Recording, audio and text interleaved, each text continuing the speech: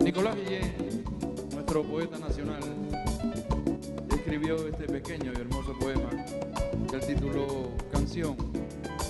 Nosotros lo hemos musicalizado y lo hemos dado a conocer como De qué callada manera.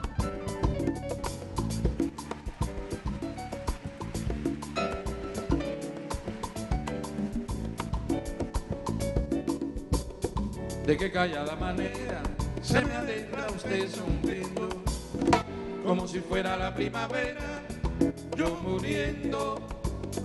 Y de qué modo sutil me derramó en la camisa todas las flores de abril.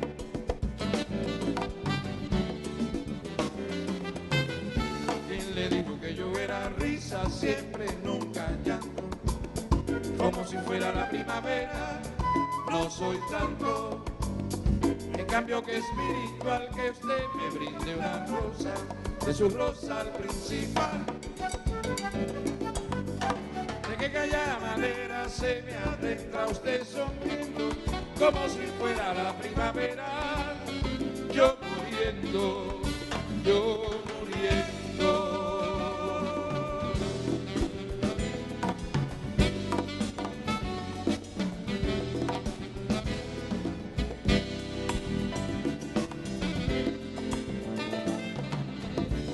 Le dijo que yo era risa siempre, nunca llanto, como si fuera la primavera, no soy tanto.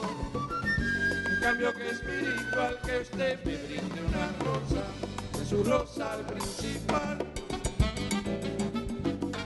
De qué callada manera se me adentra usted sonriendo, como si fuera la primavera,